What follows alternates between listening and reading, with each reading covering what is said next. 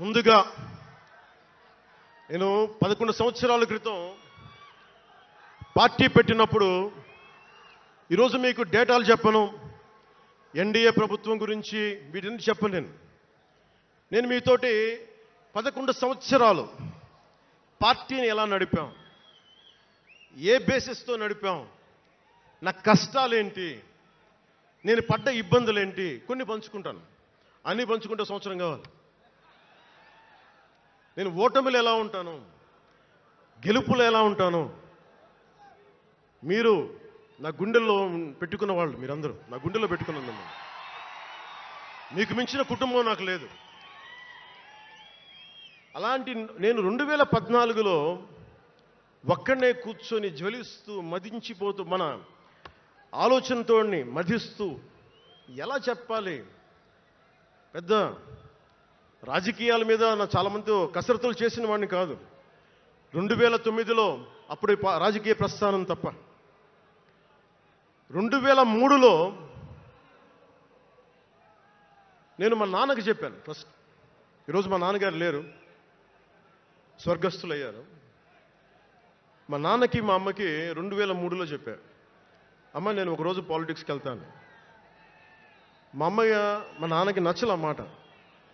శుభ్రమైన కెరీర్ పెట్టుకొని పిచ్చేంట్రా నీకనే. కానీ నేను చెప్పలేకపోయినా ఆ రోజున.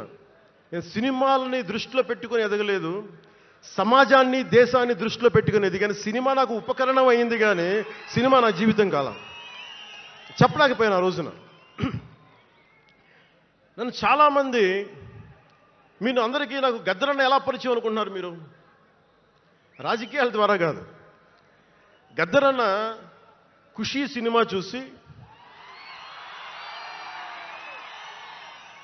మా అన్నయ్య గారిని పట్టుకొని మా అన్నయ్య గారి దగ్గరికి వచ్చి, మా పెద్దన్నయ్య గారి దగ్గరికి వచ్చి, మీ తమ్ముడిని కలవాల్సిందే నేను. మా అన్నయ్య ఫోన్ చేశాను, అని నేను గద్దర్ గారు కలుస్తారంటాను. నాకు గద్దర్ గారంటే ఇష్టం చిన్నప్పటి నుంచి, మా నాగబాబు గారి దయ వల్ల. సరే కలిస్తే ఆయన ఎంత క్షుణ్ణంగా ఆయన పరిస్థితి చెప్పాడంటే, అరే నువ్వు దేశం కోసం సమాజం కోసం ఆలోచించేవాడివి. నీ ఏ మేరా జహా అనే పాటలో నువ్వు భరతమాతని సంఖ్యలలో బంధించి పెట్టావు కదా, నీ భావం నాకు అర్థమైందిరా అన్నాడు. నువ్వంటే నాకు ఇష్టం రా తమ్మి అని చెప్పి ఆ రోజు నుంచి మాకు స్నేహం. అది నాకు అన్నా తమ్ముడ బంధమైందని ఆయన చనిపోయేలోపు. అలాగే 2006లో నేను విపరీతంగా ఒక పిహెచ్డి కోసం, ఒక స్కాలర్ ఎలా చదువుతాడో పుస్తకాల మధ్యలో సినిమాలు చేశాను. అందుకే నా సినిమాలు మీకు నచ్చి ఉండకపోవచ్చు ఆ రోజున. కానీ నా జ్వలనాన్ని ఎక్కడో ఢిల్లీలో కూర్చొని ఒక్కళ్ళు, ఢిల్లీ యూనివర్సిటీలో పనిచేసే ఒక ప్రొఫెసర్, ప్రకాశం జిల్లాకు చెందిన వ్యక్తి, నాకు తెలియదు ఆయన ప్రకాశం జిల్లా వ్యక్తి. నా రోజున ఆయన వచ్చి మిమ్మల్ని కలవాలని చెప్పి ఒక నెల రోజులు నా వెంట పడితే ఆయన కలిశారు. ఆయన వచ్చి నన్ను ఒకే ఒక మాట అడిగారు 2006లో, మీరు రాజకీయాల్లోకి వస్తారా?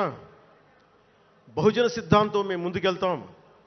చాలామంది అడిగి నన్ను పంపించారు, మీరు సంసిద్ధం అంటే నేను మాట్లాడతాను, నేను కదుపుతానంటే ఆ రోజున నాకు ఇంకా మెచ్యూరిటీ లేదు.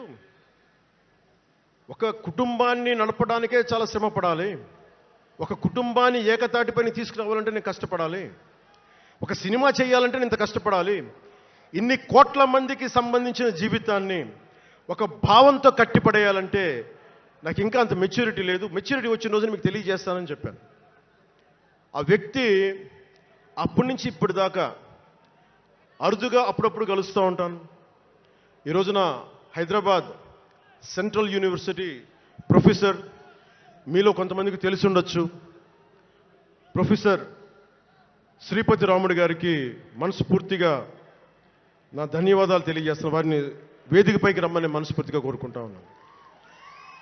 ఎందుకంటే మీరు ఓజీ ఓజీ అని అరుస్తూ ఉంటే, నన్ను సినిమాల కంటే కూడా సినిమాల్లో ప్రజలకి పనిచేసే మనిషిని చూశారు ఇలాంటి మేధావులందరూ, పోరాట యోధులందరూ. సో నాకు ఎప్పుడు కూడా ఆయన ఒక నిమిషం చూడండి. ప్రొఫెసర్ గారు మన జనసేన పార్టీ కాదు, ఆయన ప్రొఫెసరే. బహుజన సిద్ధాంతాల కోసం, అంబేద్కర్ ఆశయాల కోసం, అణగారిన వర్గాల కోసం నిలబడ్డ వ్యక్తి.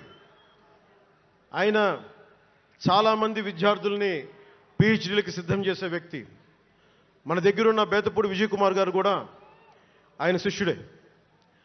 ఇలాంటి శిష్యులు ఎంతమంది తయారు చేసి ఆయన జనసేన ఎప్పుడు నాకు అండగా ఉంటారు. ఓడిపోయినా నిలబడ్డా ఎప్పుడైనా సరే నమ్మకం ఏంటంటే మీరు ఉండాలి, మీరు రాణించాలని నిరంతరం తప్పించే శ్రీపతి రాముడు గారికి నేను ఇవ్వగలిగేది ఒకటే, నా గుండెల నుంచి ప్రేమ ఇవ్వగలను.